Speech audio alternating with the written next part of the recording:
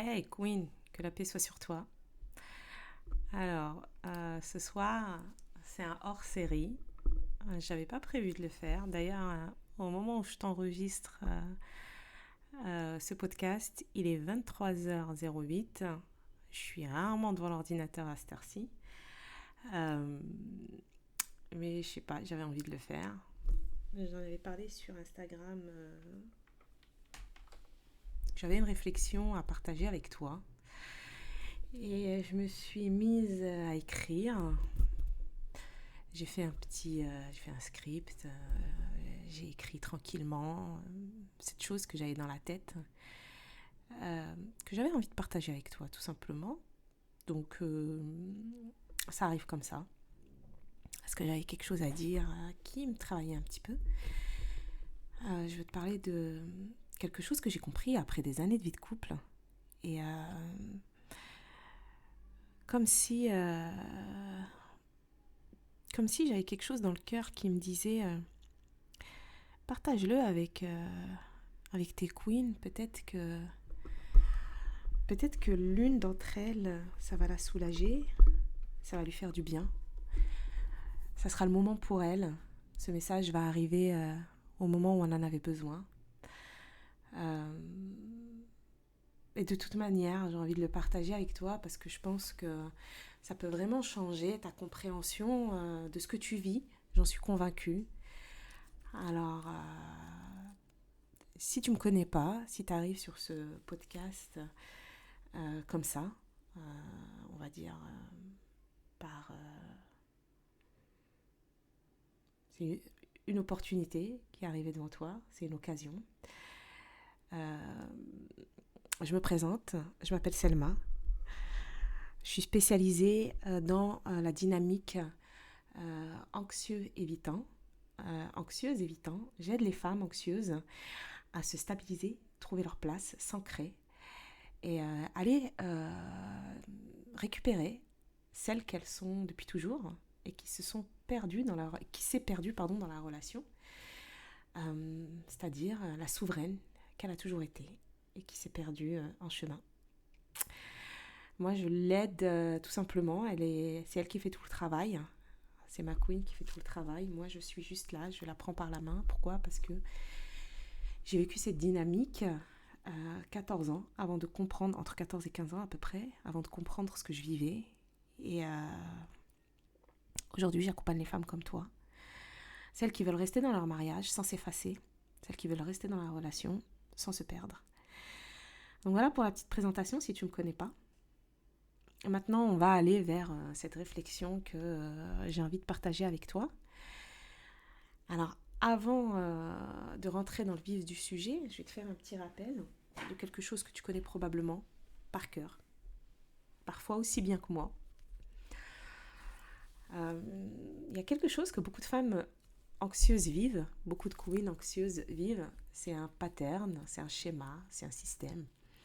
Et quand tu le vois clairement, tu commences à comprendre ce qui se passe réellement dans ta relation. Donc ça ressemble à tu le cherches, il se ferme, tu insistes, il disparaît. Et toi, t'es fatigué. Hein. Tu penses que c'est un problème de compatibilité, que vous n'êtes pas fait l'un pour l'autre. Mais là, voilà, moi, ce que j'ai envie de te dire, c'est jamais ce que tu penses réellement. Tu penses que le problème, c'est lui, que c'est sa fermeture, que c'est son incapacité à s'ouvrir. Alors très souvent, tu cherches des solutions pour pouvoir communiquer mieux avec lui, pour pouvoir mieux te faire entendre. Tu cherches des solutions à l'extérieur. Tu te dis que voilà, il est fermé, il faut absolument l'ouvrir, il faut absolument aller décortiquer. Mais ce qui se passe réellement, c'est que tu attends de lui qu'il répare quelque chose en toi que toi seul peux réparer. Parfois, tu en as conscience, parfois, tu n'en as pas conscience. Moi, pendant 14 ans, j'en avais pas conscience. C'est long, 14 ans. Hein. Mais voilà. Et pendant que tu l'attends, voilà, tu cours, tu demandes, tu cherches, bah, tu t'épuises. Hein. Au fil du temps, tu te fatigues. Parce que tu attends de lui qu'il soit ta sécurité sur absolument tous les pans de ta vie. Or, d'un point de vue émotionnel, même ce que dit la recherche, voilà, si tu suis mon podcast, si tu suis mes contenus, tu sais que j'aime sourcer et j'aime documenté parce que j'ai toujours eu besoin d'avoir des preuves. J'ai toujours eu besoin d'avoir du concret pour comprendre ce que je vivais.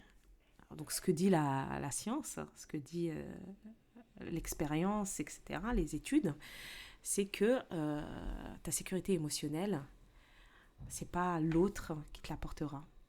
D'accord ? Donc tu es coincé dans ce pattern et tant que tu le vois pas, tu restes prise dedans finalement. D'accord ? Moi, je veux que tu saches une chose, c'est qu'il y a un moment, généralement après un temps plus ou moins long, où tu vas réaliser quelque chose qui va tout changer. Tu vas réaliser que le problème, c'est pas qu'il ne s'ouvre pas assez, c'est que tu es venu chercher quelque chose chez lui qu'il ne peut tout simplement pas te donner. Il n'est pas outillé pour, hein. Il n'est pas calibré pour. Hein. Et tout simplement aussi parce que ce n'est pas son job. Je sais que parfois c'est difficile à entendre, mais c'est la réalité. Et quand tu réalises ça, c'est une révélation. Parce qu'une fois que tu le vois, tu peux enfin faire quelque chose de réel. Déjà, tu commences par arrêter de le courser, de demander, d'attendre qu'il change. Et tu commences à tourner la caméra sur toi. Et tu te regardes toi-même. Et c'est radical. Parce que ça veut dire que c'est ton travail, pas le sien. Et je peux comprendre que ce soit difficile à accepter parce qu'on préférerait croire que c'est lui le problème. Tu vois ? Que c'est pas possible d'être comme ça, quoi. C'est pas possible d'être aussi froid, fermé, fuyant, tu vois. Mais quand tu acceptes que c'est toi, et je dis bien toi et pas vous, d'accord, tu deviens puissante. Parce que tu as le pouvoir sur toi. Tu n'as pas le pouvoir sur lui. C'est là que tout change. Alors, parenthèse, je m'excuse, on est samedi soir. Je ne sais pas si ça va s'entendre quand tu vas écouter le podcast, toi, mais il y a ma famille, finalement. Et c'est ça, en fait, ma vie, c'est ça. C'est que je travaille à la maison, j'ai mon bureau, certes, mais parfois, voilà, en général, j'enregistre quand il n'y a personne. En l'occurrence, là, j'avais envie d'enregistrer. Je me suis dit, non, je ne vais pas me priver. Donc, j'espère qu'on ne va pas entendre le mouvement à la maison. Mais si vous l'entendez, eh bien, tant pis. Donc, où est-ce que je voulais en venir ? Donc, je te disais tout simplement que parfois, ça peut être difficile à accepter parce qu'on préférerait croire que c'est lui le problème. Et quand tu acceptes que c'est toi le problème, et pas vous, que c'est toi le problème, tu deviens puissante. Alors, évidemment que dans un couple, il n'y a pas que un fautif. Dans un couple, on est deux. Donc, il n'y a pas un fautif, une victime. Il y a deux acteurs qui jouent la même pièce et parfois il y a des couacs qui viennent des deux acteurs, tout simplement. Il n'y a pas de victime, il n'y a pas de bourreau, ce sont deux acteurs qui sont dans la même pièce, qui jouent la même pièce, d'accord ?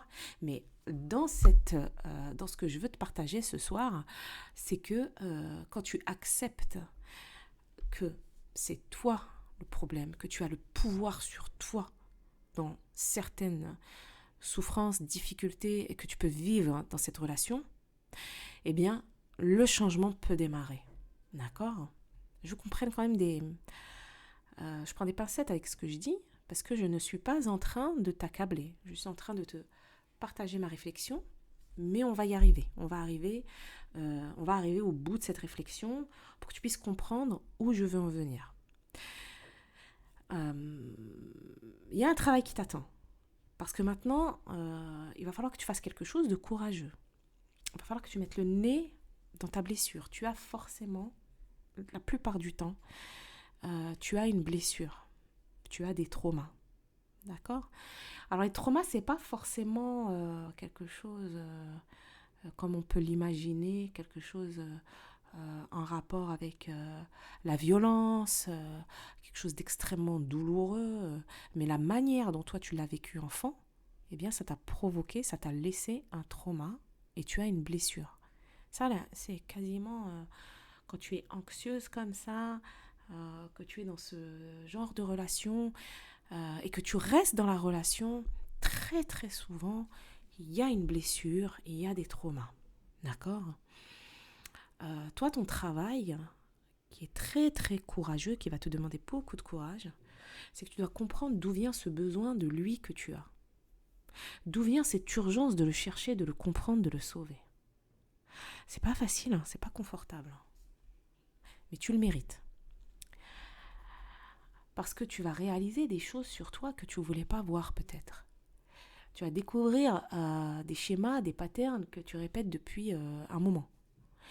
Tu vas peut-être même sentir des douleurs que tu avais oubliées, consciemment ou inconsciemment.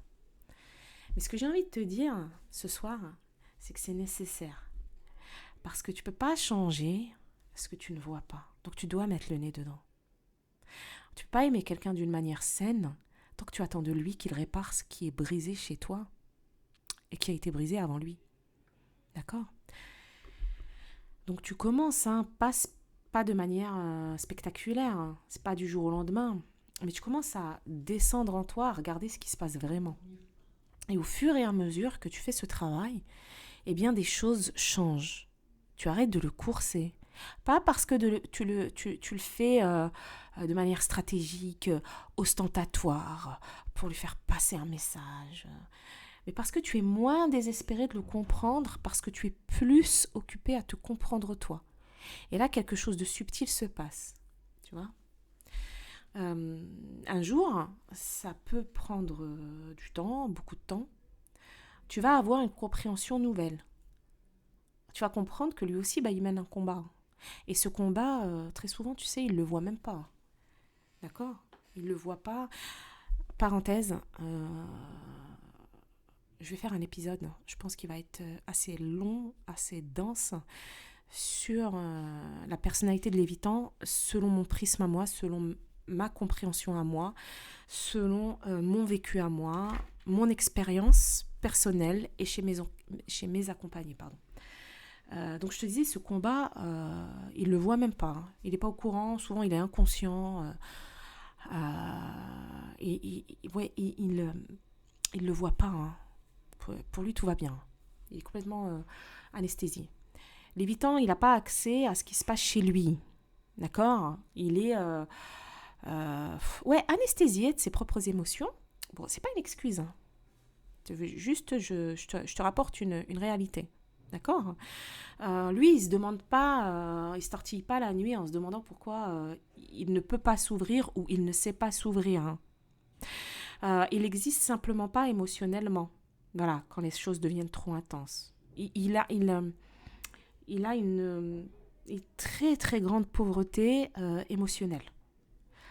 Mais voilà ce qui est quand même important de comprendre parce que tu vis avec lui, tu es dans une relation avec lui, ça ne veut pas dire qu'il ne souffre pas. Hein.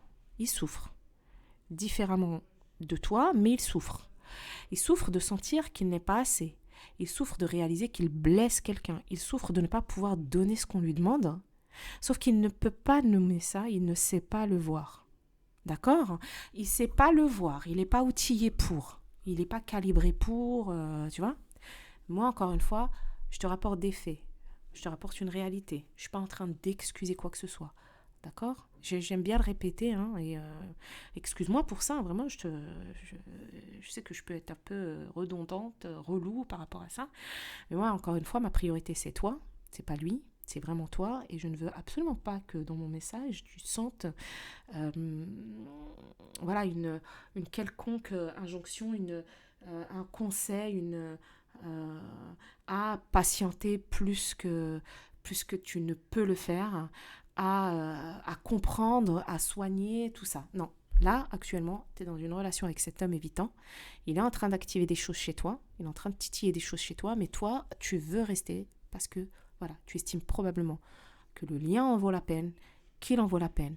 Il y a des racines, il y a une histoire. C'est à toi que je parle. D'accord ? Donc, je te disais que lui, il ne sait pas nommer, il ne sait pas voir que, par exemple, il t'a blessé, il ne sait pas s'ouvrir, il ne sait pas parler, etc. Ça, il ne sait pas le voir, il ne sait pas le nommer. D'accord ? Il n'y a pas accès. C'est là que la transformation peut commencer, c'est quand tu comprends que son silence, sa fuite, sa fermeture, les murs qu'il bâtit, ce ne sont pas des rejets personnels. Il ne te rejette pas toi. Ce sont des mécanismes de protection qu'il a développés longtemps avant de te rencontrer. Et encore une fois, il n'en a pas conscience. Voilà. Pour lui, il est normal. Hein. Pour lui, il est normal, il est en place, tout va bien, il n'y a aucun problème. Et une fois que tu le vois comme ça, comme quelqu'un qui souffre sans pouvoir le dire, sans pouvoir en avoir connaissance, qui n'a pas conscience qu'il est dans une prison, quelque chose peut changer en toi et la compassion arrive et la compassion, elle peut sauver des couples. Très souvent, elle sauve des couples. C'est pour ça que je te dis souvent que le pas, il change, le premier pas du changement, c'est toi qui vas l'enclencher. C'est toi. Dans ton couple, il y a pas, moi, quand tu arrives dans l'accompagnement avec moi, je te le dis cash. Hein. Je te dis, est-ce que tu es prête pour ça? C'est toi qui vas devoir démarrer le changement pour créer un espace, etc. Enfin, et de toute manière, quand tu viens à moi, c'est parce que tu sais que le changement, l'évolution dans le couple, elle va démarrer indubitablement par toi, dans la conscience de toute manière quand tu arrives. Maintenant, tu dois quand même te poser une question. Et c'est une des questions qui est importante. En tout cas, moi, je la trouve importante. C'est, est-ce que je veux rester? Pas parce que j'ai peur de partir, pas parce que j'ai mal à l'idée de le perdre, pas parce que je me dis, au moins, il n'est pas, tu vois, au moins, il n'est pas violent, il n'est pas ceci, il n'est pas gna gna, tu vois. Mais vraiment, est-ce que je veux rester? Est-ce que je veux rester? Est-ce que ça vaut le coup pour moi? Est-ce qu'il vaut le coup? Est-ce que cette vie vaut le coup? Parce que voilà ce que tu dois accepter. Rester avec un évitant, c'est pas une punition, mais c'est pas quelque chose que tu dois endurer. D'accord? C'est un choix. Et c'est un choix conscient, différent d'une habitude. Si tu décides de rester vraiment, ça doit être parce que tu as choisi de le faire, en sachant exactement ce que ça veut dire. En acceptant que peut-être, ma queen, il va pas changer. Peut-être il te rejoindra pas. Peut-être qu'il va pas changer, ou peut-être qu'il va changer, mais doucement, très très doucement, qu'il va te rejoindre petit pas par petit pas. Parce que tu le sais, hein, tu es dans une relation lente, très très lente. D'accord? Toi, l'anxieuse, énergique, speed, en mouvement que tu es, tu sais que tu es dans une relation lente. Donc, si tu décides de rester, ça doit être parce que tu as choisi de le faire, en sachant exactement ce que ça veut dire, en acceptant qu'il ne va probablement pas changer spectaculairement, en tout cas, d'accord? En sachant que tu dois continuer à faire ton travail, indépendamment de ce qu'il fait. C'est un choix adulte. Queen, c'est un choix, c'est pas un espoir. Et ça change tout. Alors, je sais que ça peut paraître bizarre. Il y a aussi ce que tu dois accepter, parce qu'il y a des réalités difficiles que tu vas devoir regarder en face. La première, tu peux pas le sauver. Ça, je te le garantis. Tu peux faire ton travail impeccablement. Tu peux arrêter complètement de le courser, sans être sans arrêter de le courser sans vouloir lui envoyer un message de c'est bon, je m'en tape de toi, etc. Tu vois. Tu peux développer aussi une paix intérieure incroyable. Mais si lui ne décide pas de faire son travail, si lui ne décide pas de se regarder, il peut rester exactement comme il est. Et tu dois aussi pouvoir vivre avec ça. Deuxièmement, le travail que tu fais, il est pour toi. Il ne faut pas qu'il y ait un espoir, ça je te le dis souvent aussi en accompagnement, il ne faut pas qu'il y ait un espoir de le transformer lui. Si en chemin il grandit aussi, tant mieux. Mais ça ne peut pas être ta raison de le faire. Il faut vraiment que tu le fasses pour toi. C'est pour toi que tu regardes tes traumas dans les yeux, que tu essayes de guérir ta blessure. C'est pour toi que tu le fais d'abord parce que tu le mérites, parce que tu en as besoin toi. Parce que si tu fais ce travail en espérant que ça le changera, tu risques d'être déçu. Et tu vas tomber dans le même schéma. Attendre, espérer, être déçu, être fatigué. Et troisièmement, un des plus importants, tu as le droit d'être heureuse en fait. Si après avoir fait ton travail, après avoir creusé dans tes blessures, après avoir accepté tes responsabilités, si c'est toujours trop souffrant, si la relation est toujours aussi lourde, c'est toi qui la portes, si tu ne peux toujours pas rester sans te perdre, tu dois pouvoir te donner le choix. Et tu dois pouvoir aussi te dire que tu choisis depuis un espace clair, sans culpabilité, sans te dire j'aurais dû faire plus, parce que tu auras fait ce que tu pouvais faire. D'accord? Parce qu'il se peut qu'ils ne te rejoignent pas. D'accord? Ce que tu peux vraiment gagner, si tu choisis de rester, mais vraiment rester, voilà ce qui devient possible. Tu vas apprendre à te connaître toi-même vraiment. Et ça, c'est vraiment une sacrée thérapie. C'est vraiment un espace, une école. J'en ai fait des formations, ma queen. J'ai fait des formations, mais la meilleure formation que j'ai pu vivre, ça a été le couple, ça a été le mariage. J'en ai appris des choses sur moi. J'ai tellement grandi. Tu vas comprendre pourquoi tu fais ce que tu fais, d'où ça vient, ce que ça réveille chez toi. Et une fois que tu sais ça, tu n'es plus une victime. Tu deviens quelqu'un qui comprend, quelqu'un qui a du pouvoir sur sa propre vie. Tu es en place. Tu vas apprendre à reconnaître son amour, même s'il n'est pas comme tu l'imaginais. Son amour est probablement pas bruyant. Peut-être qu'il ne dit pas ce qu'il faut dire. Mais s'il reste, s'il essaie, s'il ne part pas, c'est de l'amour pour lui. Et tu vas le voir aussi. Et tu vas même peut-être commencer à l'apprécier. Et une fois que tu commences à le voir comme ça, les doutes disparaissent. Parce que tu ne cherches plus les preuves. Tu vois ce qui est réellement là. Mais tu vas développer une patience active. Pas une patience passive. Pas une patience victime. Je ne sais pas si ça se dit, une patience je l'invente, voilà. Une patience victimaire. J'invente un mot. Tu vas vivre une relation consciente. Pas une relation facile. De toute façon, les belles choses, elles ne sont pas forcément faciles. Hein. D'accord ? Aucune de mes grossesses n'a été facile. Pourtant, mes enfants ont été la plus belle chose que j'ai eue dans ma vie. Tu vois ? Mais une relation où vous vous connaissez vraiment, où tu te connais vraiment, où chaque conversation compte. Il n'y a pas de surface, pas de mensonge sur ce qu'on ressent ou ce qu'on veut. Là, tout de suite, je pense à une de mes accompagnées qui est en train de vivre une transformation incroyable et son évitant est en train de la rejoindre doucement, tout doucement, mais ça se fait. Et ça, c'est rare. Tu sais, cet endroit où chaque conversation compte, c'est rare et c'est précieux. D'avoir quelqu'un qui te connaît, qui comprend d'où tu viens et qui reste anyway, quoi. C'est ça la vraie intimité. C'est ça la vraie beauté dans le couple. Alors, je dis pas que c'est facile, hein. C'est vraiment pas facile. C'est pas facile. Mais si tu es partisane du je préfère réparer que racheter, tu vois. Et c'est moi, même dans la vie, hein, c'est comme ça.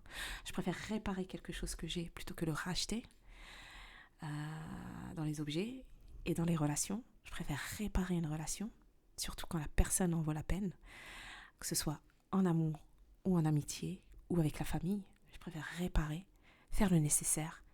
Parce que moi, s'il y a bien une chose, allez hop, parenthèse intime, s'il y a bien une chose qui m'angoisse,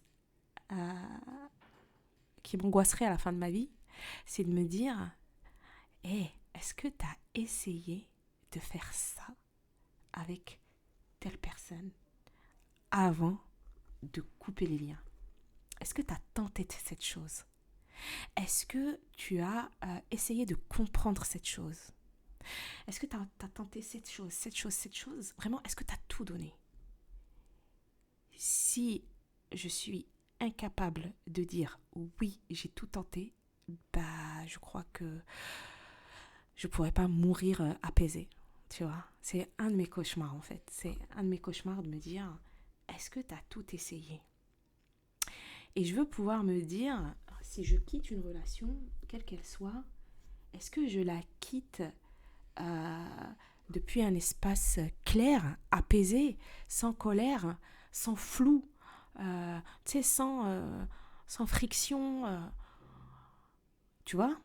Et je veux pouvoir la quitter depuis cet espace-là et pas depuis un espace où je risque de me poser des questions un jour à 3 heures du matin. Parce que oui, même si tu travailles ton anxiété et tout, il reste toujours une petite trace quelque part de ton anxiété. Oui, parce que je suis anxieuse à tendance sécure, mais voilà, parfois, bah, il y a cette petite cicatrice d'anxiété, tu vois.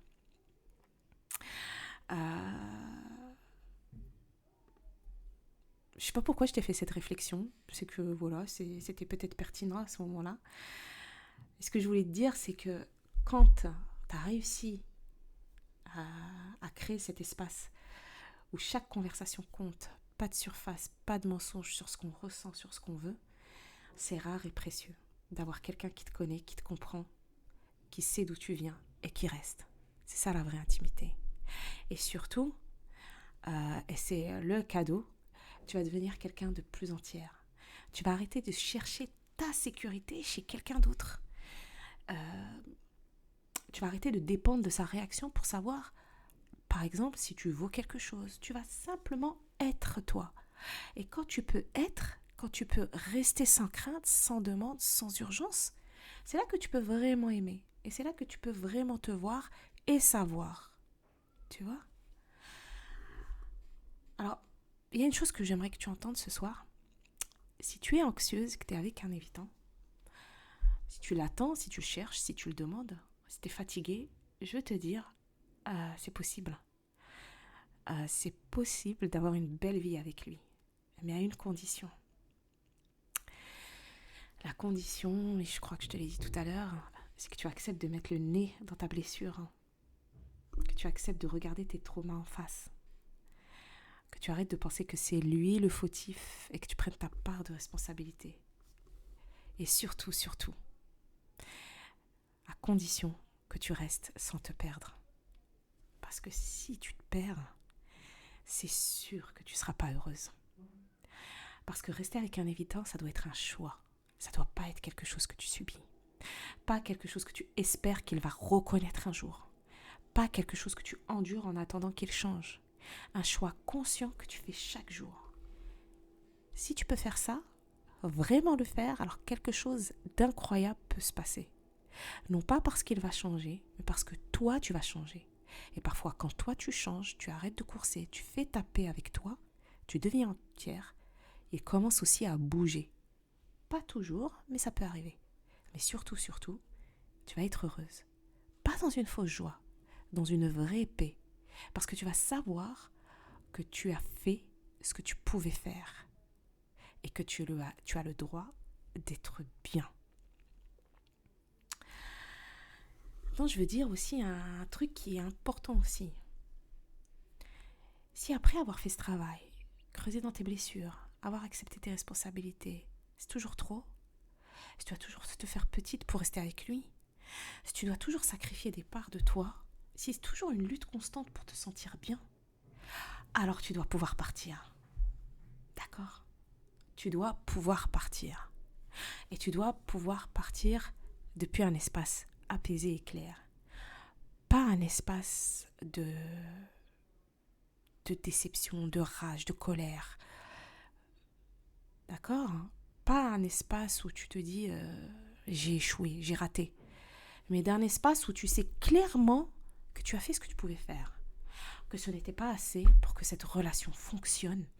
Et ça, Queen, c'est ok. Parce que tu as le droit au bonheur. Et si ce bonheur, il ne se trouve pas avec lui, alors tu dois pouvoir le chercher ailleurs, sans regret, sans culpabilité, sans te sentir coupable de l'avoir abandonné. Parce que tu n'as pas abandonné. Tu as essayé, tu as travaillé, tu as aimé. Ça n'a pas suffi. Ce n'est pas ta faute. D'accord? Il n'y a pas un laps de temps défini par rapport à ça. Ça peut durer quelques années, comme des dizaines d'années. D'accord? Ça, c'est toi qui jauges. C'est pas ce qu'on souhaite. C'est pas ce qu'on veut. Parce que moi, dans mon rêve, parmi mes goals, c'est que, parmi mes objectifs, c'est que toutes mes anxieuses qui aiment leur évitant, qui sont profondément amoureuses de leur évitant, eh bien, elles puissent rester avec. Surtout quand il y a des racines bien ancrées, qu'il y a des enfants. Tu vois, c'est ça mon goal, c'est ça mon rêve. Sauf que parfois, c'est compliqué. Parfois, c'est pas possible. Oui, tu peux rester avec lui et être heureuse, seulement si c'est un choix et si c'est possible. Si c'est pas possible, tu peux prendre une décision. Tu as le droit. Tu peux partir sans regret. Tu vois, après avoir tout essayé, après avoir tout tenté, tout mis en place de manière à ce que tu ne regrettes pas. C'est important que tu puisses ne jamais regretter. C'est là où j'ai envie de vous emmener, moi, quand j'étais en accompagnement. D'accord ? C'est important pour moi que tu puisses vraiment retrouver un maximum de clarté, ta place, ta propre personne, avant de pouvoir décider quoi que ce soit. Ça peut être ce message que tu as envie d'envoyer. Tu l'envoies d'où ? Tu l'envoies de la paix, ou que ce soit des grandes décisions comme rester ou partir. Mais on ne peut pas prendre de décision tant qu'on ne sait pas qui on est, tant qu'on n'a pas de la clarté dans sa vie. C'est compliqué. Tu décides d'un espace qui est embrouillé. Le réseau, il n'est pas clair, cet espace-là. Tu vois ? Là, je vais te parler de quelque chose que j'aborde souvent, à savoir ta souveraineté. Pourquoi on parle de souveraineté ? Parce que la souveraineté, c'est pas l'indépendance. J'ai envie de partager ça avec toi. C'est pas j'ai besoin de personne. Déjà, moi, j'y crois pas à ce truc de j'ai besoin de personne. Moi, je crois pas non plus, au célibat profondément heureux. On est des êtres de lien, on a besoin de contact, on a besoin de l'autre. Donc j'ai du mal à croire au célibat profondément et foncièrement heureux, quoi. Complètement épanoui. J'ai du mal à y croire. Bon, après ça, c'est ma pensée à moi. Hein. Mais voilà, on peut être heureux seul, évidemment. Je ne dis pas le contraire. On peut être heureux seul, tout à fait. Mais je crois que nous sommes des êtres de lien. Et que quand c'est subi, voilà, t'as pas trouvé, ton âme sœur ne t'a pas trouvé. Parce que nous, c'est notre âme sœur qui doit nous trouver, hein. C'est pas nous qui la cherchons. On se laisse trouver. Mais quand voilà, tu l'as pas trouvée, qu'elle t'a pas trouvé, n'est-ce pas ? Évidemment, tu vas pas être malheureuse parce que tu es seule. D'accord ? Mais le célibat choisi et totalement épanouissant, etc. Bon, j'ai un peu du mal à y croire. Hein. Je pense que on a tous besoin d'être avec quelqu'un. On a tous besoin d'être aimé. Et de toute façon, en plus, moi, j'avais regardé un reportage récemment sur les causes du bonheur. Et le fait d'aimer et d'être aimé font partie des causes du bonheur, quoi. D'accord ? Revenons-en à la souveraineté. La souveraineté, c'est de pouvoir être seul, d'accord ? Mais de choisir de rester avec ton mari. C'est d'aimer sans te perdre, c'est de rester sans endurer, c'est de savoir que tu vaux quelque chose avec ou sans lui. C'est aussi avoir le pouvoir de choisir, de se dire j'ai essayé, c'est pas bon pour moi, j'y arrive pas, c'est compliqué, sans excuse, sans justification, parce que tu te connais et tu sais ce dont tu as besoin pour être bien. Quand tu arrives à ça, et c'est ce que le travail te donne, d'un coup, tu n'es plus prisonnière. Tu n'es plus prisonnière de rien finalement. Tu es libre, et c'est dans cette liberté que tu peux vraiment aimer. Pas par besoin, mais par choix. Et c'est ça qui transforme une relation. Alors moi, ce que je voulais partager avec toi ce soir, C'est ce que j'ai compris. C'est toutes ces choses que je t'ai dites et que j'ai comprises. Et je te le transmets ce soir parce que je sais qu'il y a des queens qui écoutent et qui se demandent si c'est normal, si elles doivent partir, si elles doivent rester, si c'est de leur faute, si c'est de sa faute. Et moi j'ai envie de te dire non, c'est pas ta faute en fait. Mais c'est de ta responsabilité de regarder tes trucs à toi, de faire des choix conscients, de te mettre en premier. Tu dois t'aligner, d'accord? Tu dois prendre soin de toi. Tu dois te mettre au centre de ta vie. Tu dois driver ta propre vie. C'est compliqué. C'est courageux, ça demande du courage. C'est difficile. Mais de l'autre côté, il y a une paix que tu ne connais pas encore, par exemple, et que tu vas connaître si tu choisis de le faire. Peu importe le choix que tu fais, tant que c'est ton choix et que c'est depuis un espace clair. En tout cas, je te remercie de m'avoir écouté. J'avais simplement envie de partager ça avec toi ce soir. J'espère que j'ai pas été trop dans tous les sens. J'espère que tu auras appris quelque chose ce soir. J'espère que ça t'aura fait du bien. Et je te remercie de m'avoir écouté. Je sais pas si je t'ai déjà remercié. Et puis je te dis à la prochaine dans un prochain podcast.